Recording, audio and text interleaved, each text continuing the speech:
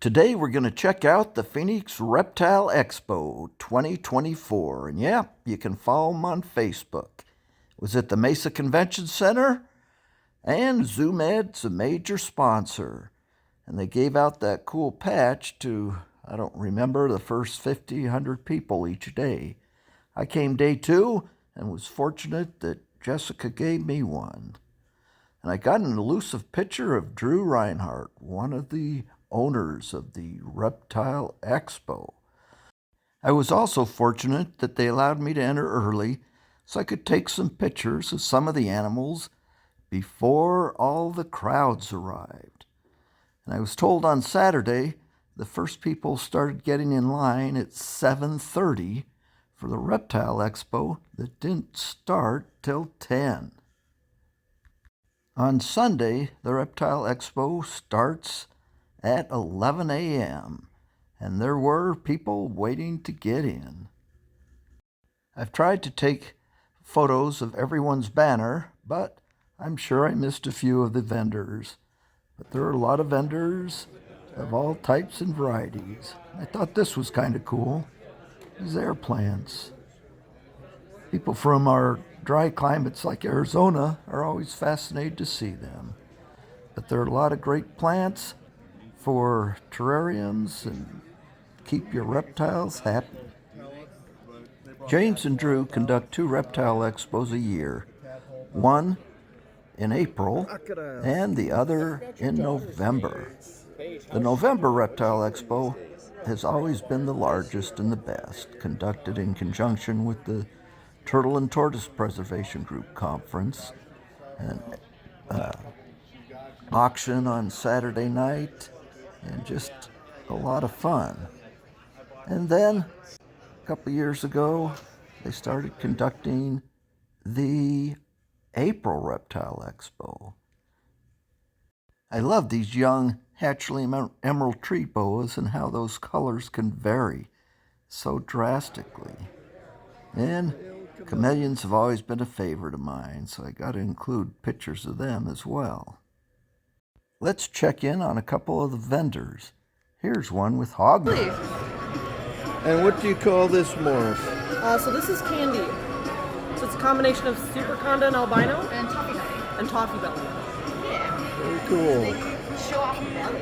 That's why they're called Toffee Bellies. With a Super Conda, makes the pattern be completely solid. King Snake, he's a very good boy. A little over a year old, less than 2 years old. Someone traded him in, saying that he was very mean. Temperament of a reptile often has a lot to do with the keeper. Reptiles are smart and they are capable of learning, not only from a food response, but what are threats and present danger. And if you treat them right, they'll treat you right. Learn as much as you can about the reptile you acquire, how to keep it, and how to tame it, so it'll be a great pet.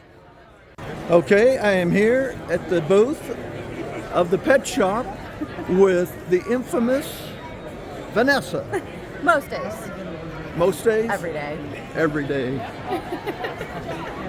This vendor had those cool lizard leashes, like that on the bearded dragon, or that you've seen used for iguanas.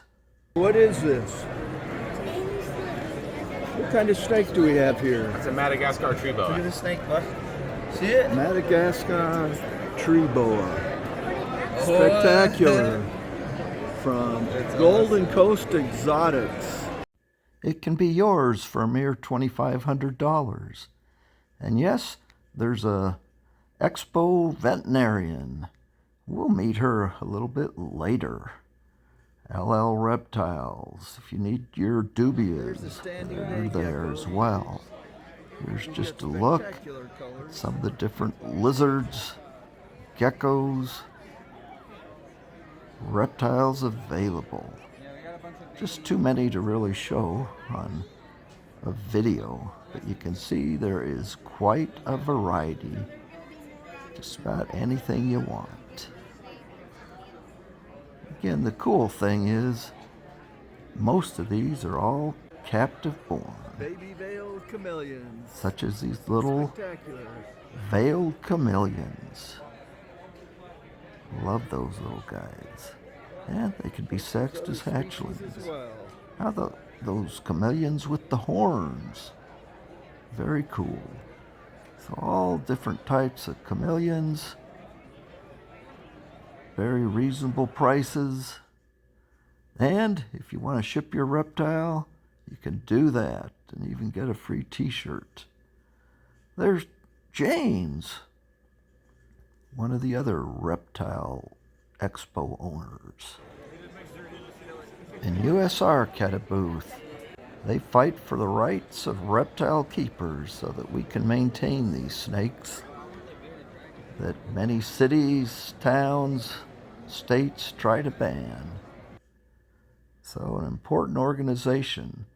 One of the cool things this year is that I believe this is the first time that the April show has had a fundraiser auction on Saturday night where you could bid on animals that were donated to benefit either USR, Turtle Tortoise Preservation Group. They always have some great places that the funds are going to. Of course, you don't have to wait for the auction to contribute to USARK. You can go to their website and join, make a donation, but support reptile keeping. New regulations are being proposed all the time by different cities and states that restrict our ability to own and keep, maintain reptiles. And as you might expect, it's only getting more restrictive as many states are coming out with whitelist. You know, it used to be they had blacklists that banned certain animals that were dangerous or injurious, could cause injury to humans. Now they have whitelist or positive list, which are lists that specify specifically what reptile you're allowed to keep. I should mention that there's nothing positive about a whitelist, because if the animal isn't listed, you're not allowed to own it. Very restrictive. So support USARK as they fight for our rights to keep and own reptiles. In Arizona, we're not allowed to breed or sell native reptiles, but we're much less restrictive than many states. We can actually own some of our native venomous species, though we're not allowed to maintain any exotic or non-native venomous species.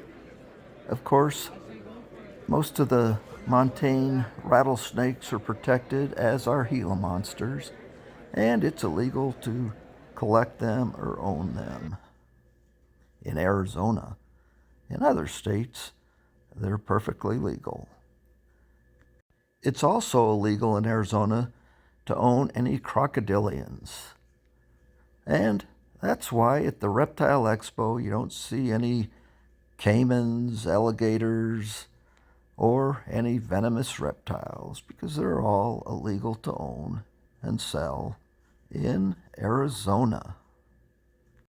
Of course, at the Expo, in addition to all these various morphs of leopard geckos, you will see different morphs of green iguanas and some cool tegus that, if you lived in Florida, would be illegal to own or have. And of course, crested geckos are popular, as are many different species of geckos. Spectacular looking. Cool geckos. Love the eyes, love the colors and patterns. But you might ask, why are tegus and iguanas banned in Florida? Well, because they can become an invasive species, and they have become an invasive species. So, you need to be a responsible pet owner so that we can continue to maintain iguanas and tegus and bearded dragons and leopard geckos and monitors and whatever else you enjoy keeping, because you just don't know what regulations will be coming down in the future. Regulations in other countries and international law also affect the pet trade. That monkey-tailed skink is no longer imported from the Solomon Islands. And if we don't captive breed these reptiles, they'll no longer be available in the pet trade. We also have to be responsible pet owners so that animals don't get released into the wild where they can become an invasive species, or own animals that can injure us, that results in more restrictions and regulations.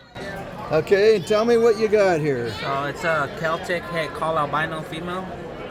So the mom was a jungle coral call albino, and the dad was a cherry hyper Celtic head call albino.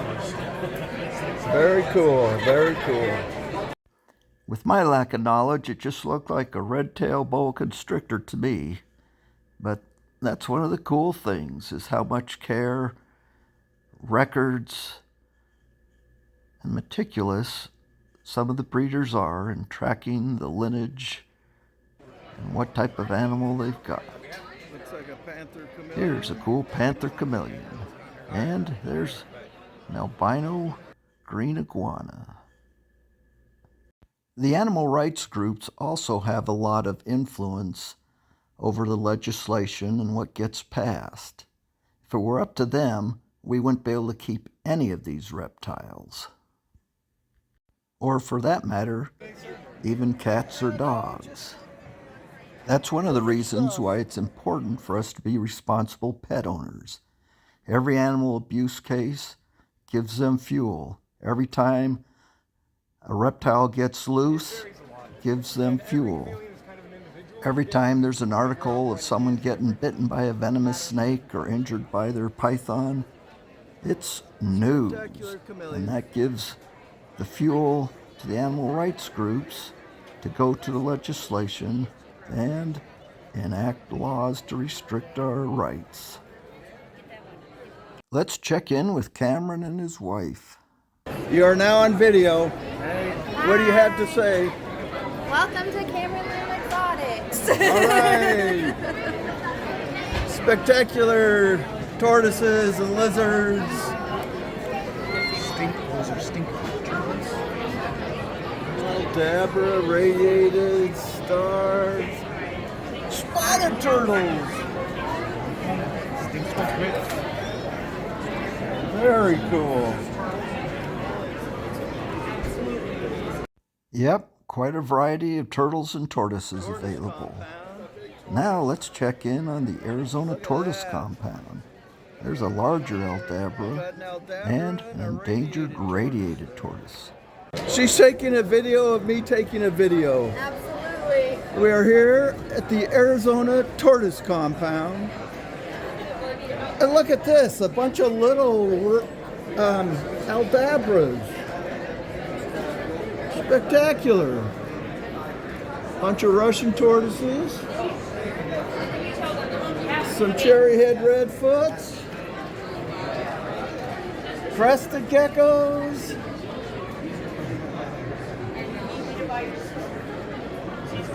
Anything you want, they've got it.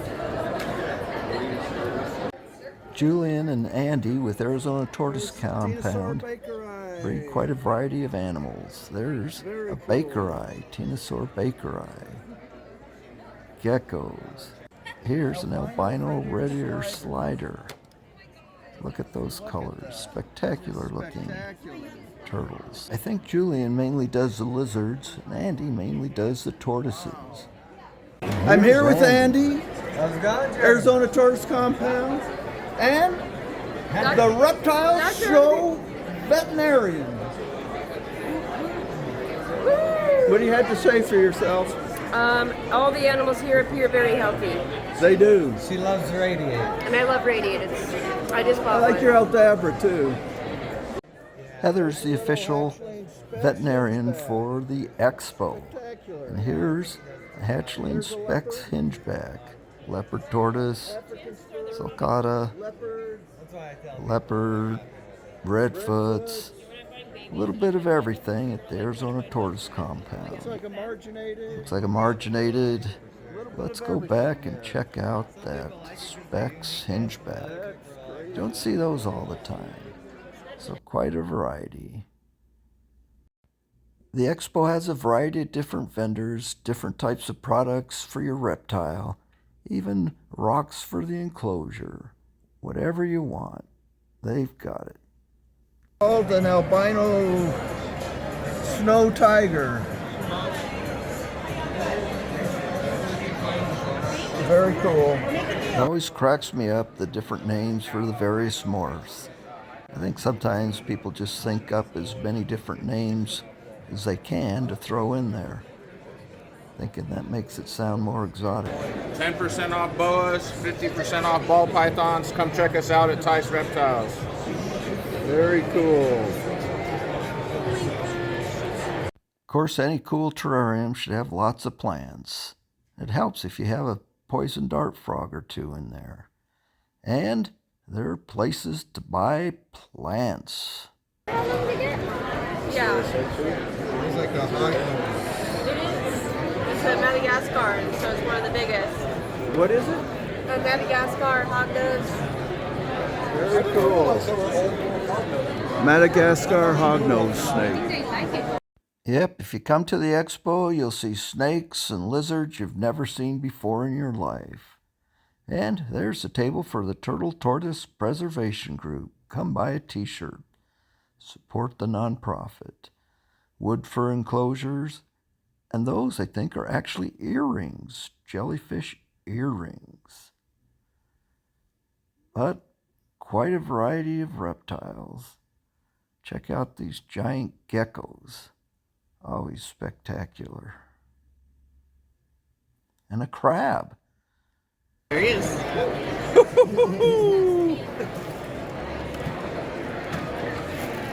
Now that's a snake. Angry.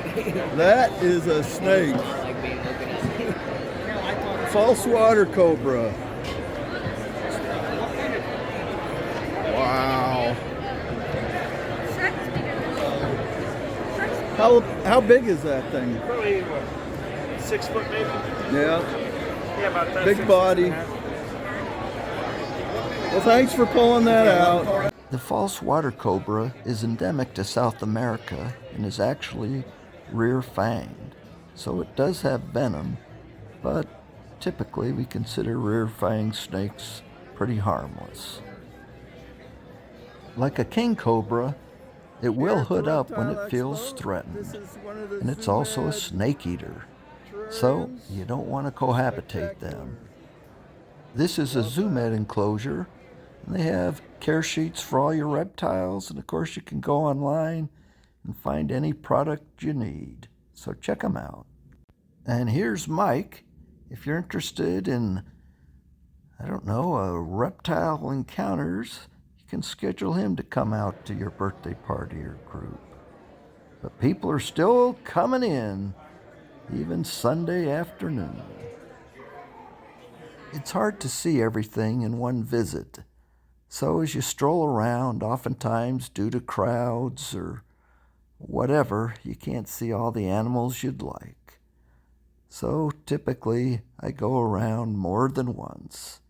So here's a quick little tour and twice the speed to just see some of the things at the Expo, and maybe you'll see something that I missed earlier.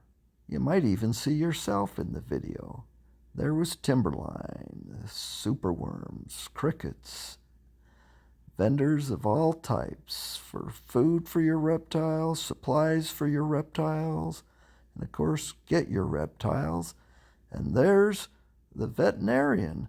So if you have a reptile that's sick or injured, you need to take it to a vet, there was one of the places you can take it. I often get that question. Who's a good reptile vet? Well, we're fortunate in the valley. We've got a number of veterinarians that deal with reptiles and exotics. Check out that scorpion. Yep, you see a little bit of everything. And that bald guy in the blue shirt, that's me. Shows that I'm actually there, fighting my way through the crowd. But I hope you've enjoyed this tour of the Phoenix Reptile Expo, April of 2024. And of course, it'll be back in November. And don't forget the auction on Saturday night. And if you're into turtles and tortoises, there's also the Turtle Tortoise Preservation Group Conference, which is held the 3 days before the Phoenix Reptile Expo. So a lot to see, a lot to do. If you're thinking of getting a reptile, it's a great place to come and talk to vendors, learn about the reptile you're interested in.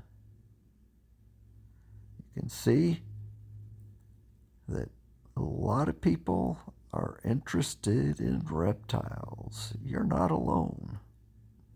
When I first started this, I don't think there was near as the interest or as near mainstream as it is now. Just about as many people have pet reptiles, it seems, as have dogs and cats.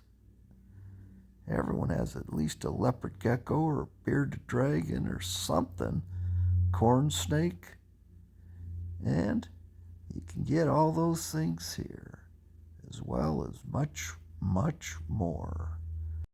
And if you see me at the expo, come say hello.